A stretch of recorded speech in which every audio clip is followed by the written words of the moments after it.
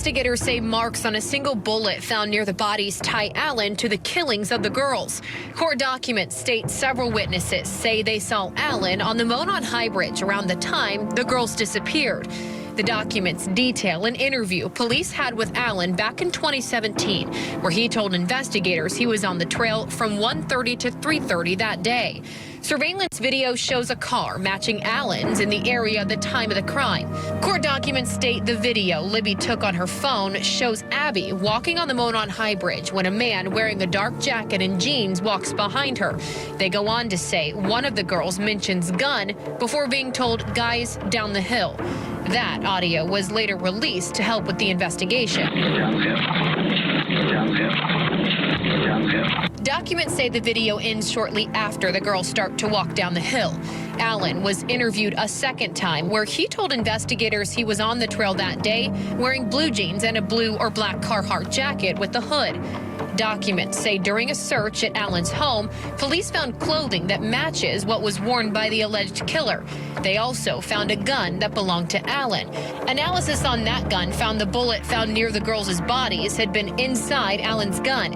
Allen told police he never let anyone borrow it. What we still don't know is how the two teens died. And we don't know a lot of those details. At some point, we will learn those details inside a courtroom.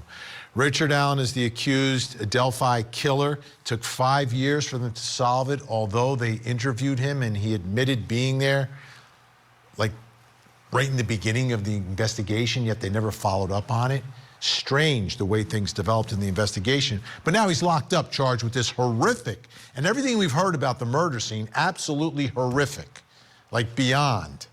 Our great affiliate, WRTV, has a report tonight that I want to read to you involving his complaints about his pretrial accommodations. Take a look. In a motion filed Wednesday, Allen's attorneys claim that they were denied access to inspect his cell block and living circumstances. Despite that, their attorneys claim Allen has been sleeping on a pad on a concrete floor inside of a cell that is no larger than that of a dog kennel. They say he is given little, if any, recreation time outside of what they call cold, concrete, and metal quarters.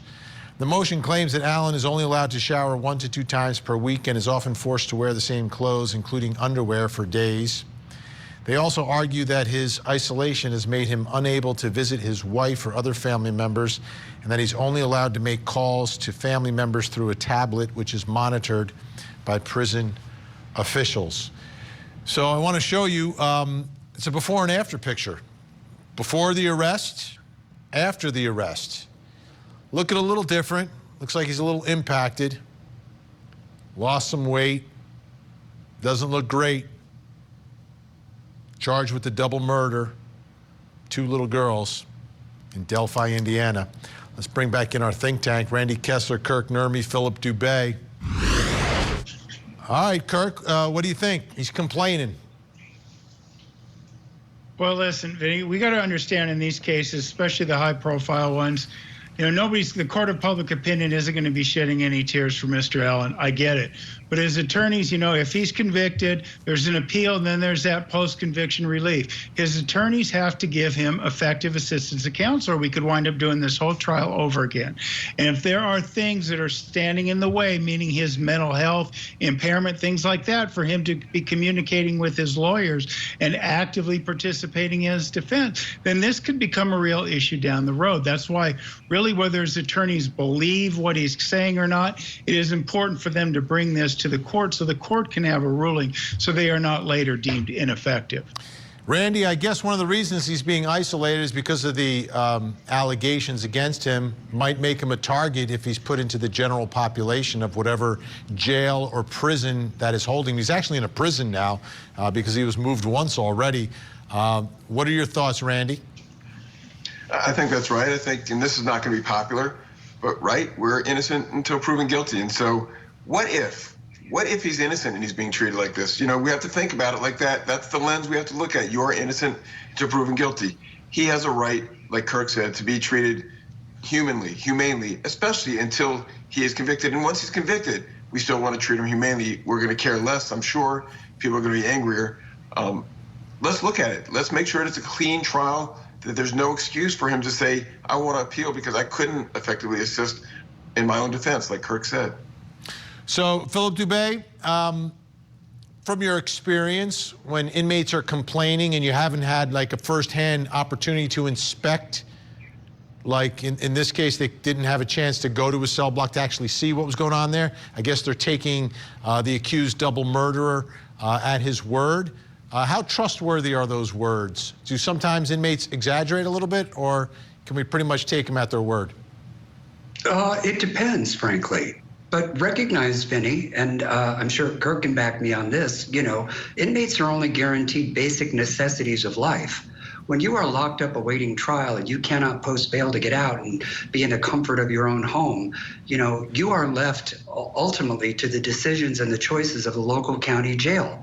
All that really matters is that they give him the meals, that they provide him a bed space, shower facilities, and of course, jail garb, any medication that he might need, and the medical care that he might need. It is not Club Med, it is jail. And I very frequently have that conversation with clients to say, look, you only have a constitutional right pending trial to be mentally competent. Any physical or medical infirmities you have are subject to accommodation only, and you do not halt the proceedings. Short of him being psychotic and unable to rationally assist in his defense because he is psychiatrically infirm, the show must go on, frankly. And I have never in my career ever, I repeat, ever been allowed to be escorted into the cell block at a county jail where my client is housed.